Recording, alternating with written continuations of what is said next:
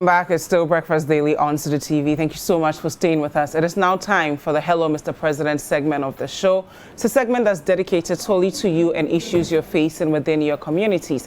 So if you have not yet done so, please take out your phone and record an up to 1 minute video. Send that video to us via the email hellomrpresidenttv@gmail.com or the WhatsApp line 0550-585832. And every Wednesday at 9:30, we'll play those videos and call onto policymakers to do right by you. If you don't have a phone, don't worry. You can just text it to us. If you don't have a camera phone, text it to us via the same email, hellomrpresidenttv@gmail.com. And the WhatsApp line again is 0550-585832. Let's take a look at the videos we received this week. Hello, Mr. President. My name is Soma, a resident of Soma in the Savannah district and Savannah region. Soma is a community that has a voter population of more than 3,000 people, but has not been connected to the national grid. Soma had the advantage to be given electricity poles to be connected to the national grid since 2016, October, but has since not been connected, right? This thing is affecting a lot of people in Soma because it's affecting us in so many ways. For instance, our children and people are not able to learn in the night because of electricity. And then businesses are not going. So we are appealing to the president to come to our aid and solve this problem because we are suffering. So that's Mr. Salifu from Soma in the Savannah region. And the problem they're dealing with is that they don't have access to the electrical grid, the national grid. And can you imagine children not being able to study past 5 or 6 p.m. because they don't have access to electricity? How will they perform well in school? How will they stay competitive?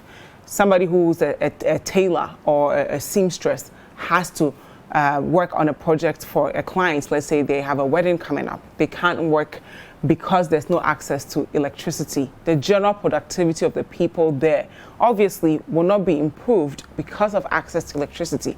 We voted a whole political party and a president out of office because of this electricity issue, and we have communities in this country that still don't have access to the national grid. We have Mr. Soma on the line with us to help us understand more what exactly is going on and what the policymakers have been saying about this issue. Good morning. Welcome to Breakfast Daily. Yeah, good morning, ma. How's the morning?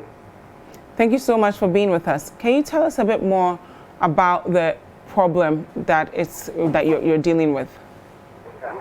Well, actually, now I cannot mention the exact problem that's leading to the inability of Soma not getting or not connected to the national grid. First of all, these electrical materials and poles, wires, and all cables were brought to Soma in 2016 by the former president, the leadership of Honorable Isaac Dramani as the GC for Latona Kalpa district. In 2016, very close to elections, this electoral materials was brought to Soma. But as we speak, nobody can tell as to what happened to the inability of the government connecting these materials or wires to the national grid. And currently we are suffering in Soma.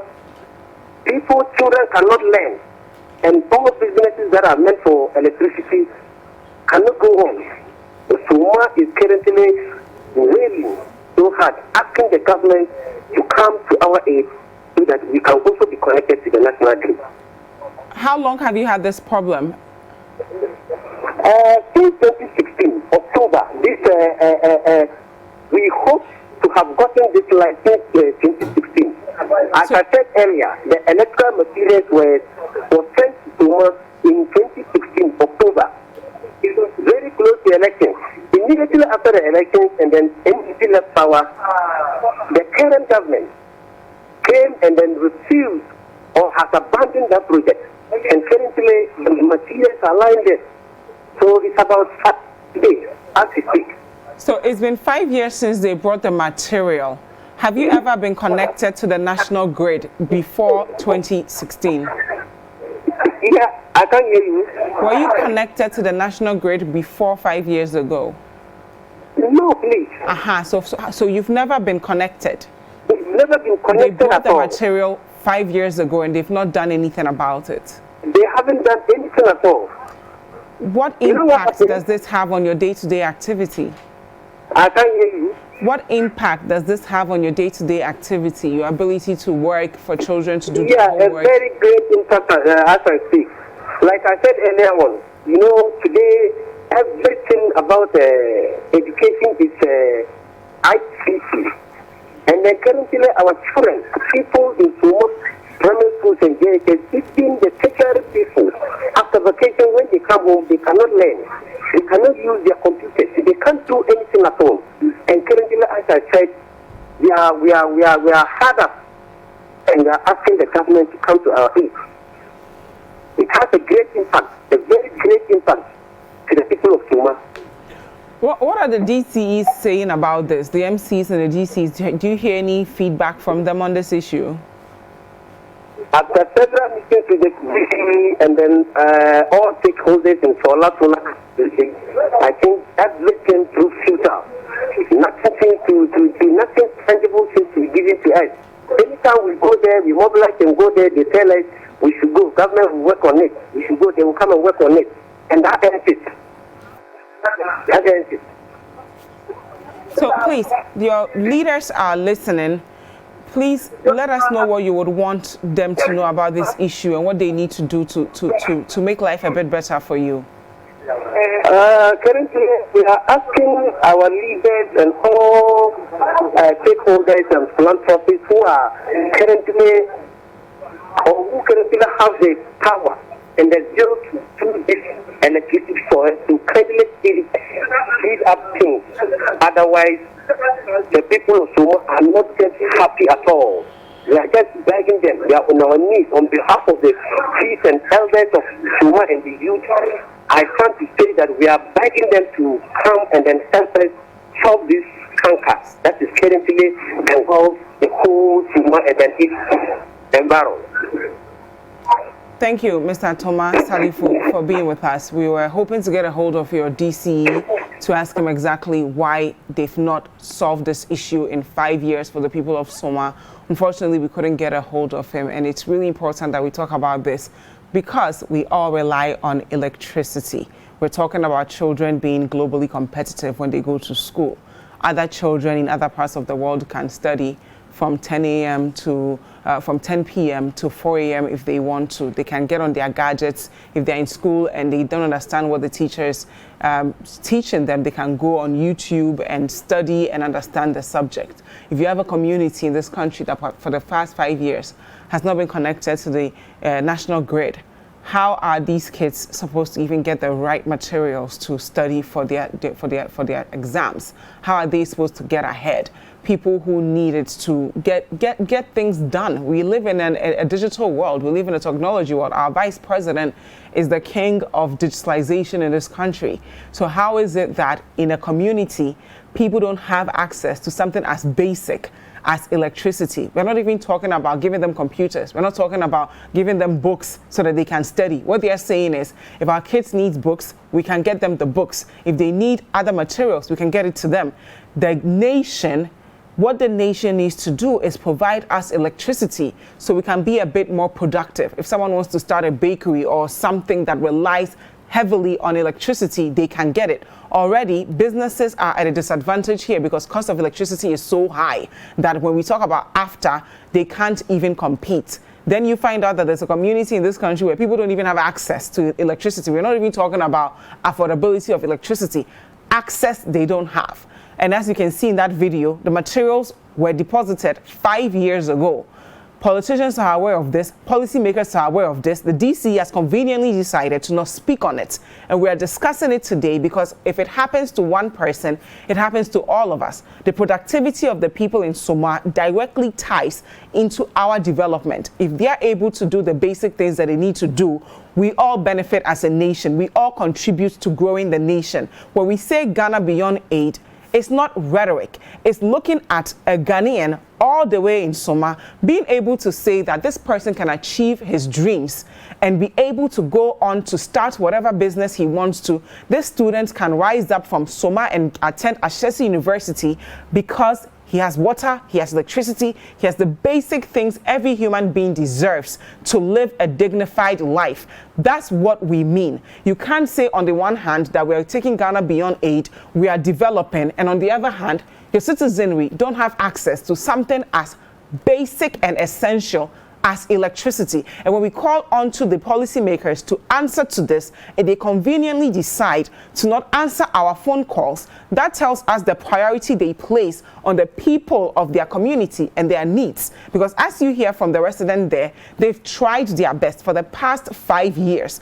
Nothing has been done. We just finished our census exercise. The whole point of Ghanaians participating in this is so that we have an idea of communities that are at need. But when people contribute, when people pay their taxes, they do everything right. And they still see that in Ghana, you are given water, you are given electricity, you are given certain basic things based on whatever community you come from. There's no incentive for them to go above and beyond to achieve their basic dreams and hopes in this country. And the whole purpose of us being here is to be productive. The one thing that we have that no one can take from us is our human capital. When we don't equip Ghanaians with the resources they need to achieve their dreams wherever they find themselves in this country, then we are not serious about our development. Because it's these same people that are going to get up and set up farms. It's these same people that are going to get up and set up factories. It's these same people who are going to get up and set up hospitals. When we don't give them that, it's not going to happen out of the blue. My producers tried very hard to get a hold of the DCE. He agreed to speak on the matter, but now he's not picking up. So next week, we're going to call him and find out exactly why it is that in this 21st century, with a vice president that says we are prioritizing digitalization, a community in Ghana has been off the national grid for the past 5 years and no one seems to do anything about it. Again, if you have a similar problem in your area, we want to know about it. So take out your phone and record an up to 1 minute video. Send that video to us via the email hellomrpresidenttv@gmail.com, and the WhatsApp line is 0550-585832. If you don't have a camera phone, please use your phone to text it to us. The email is hellomrpresident@gmail.com, and the WhatsApp line is 0550-585832. We do this because in this country, if you don't show what you are going through, leaders take you for granted. They take our silence as consent and they do what they want. The only time we see them is when they need votes from us. And that shouldn't be the case. We vote them in power so they serve us, not vote them in power so they do what they want. Our regional correspondent is on the line. His name is Richard Fogo. He's going to give us an idea of similar communities that are dealing with this same issue. Good morning and welcome to Breakfast Daily. Good morning. Please, can you tell us a bit about the electricity issue and the region that you are at right now?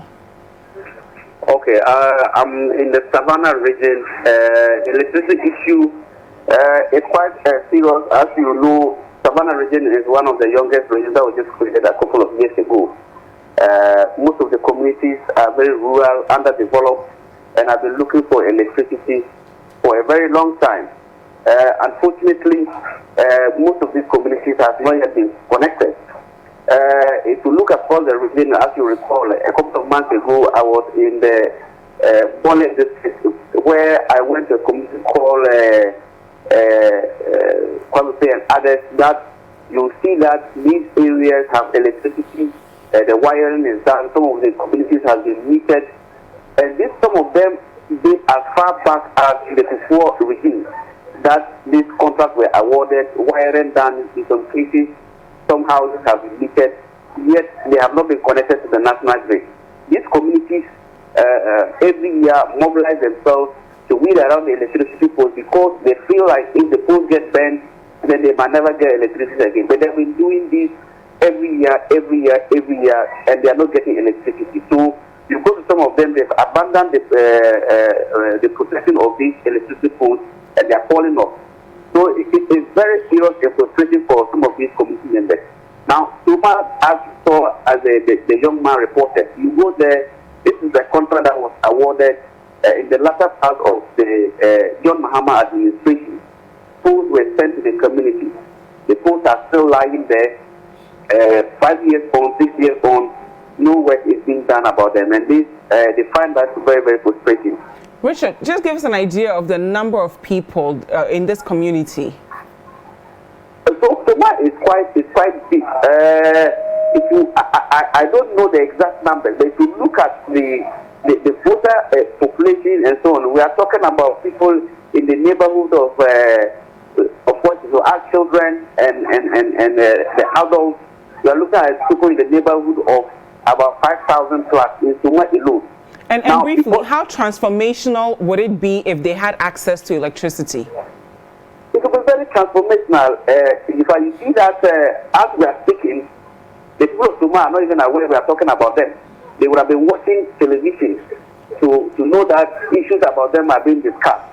A lot of things happen in the media that people learn from. You are putting people and educating people on a variety of issues. You have the opportunity to learn. You have the opportunity to train. In both areas that have electricity, people are selling pure water. Others are selling soft drinks, and they're making money out of it. Organizing, even grinding of their corn or flour becomes easier because the grinding mill is readily available. But in most of these cases, they have to wait until a market day for tuna, which usually is every Monday.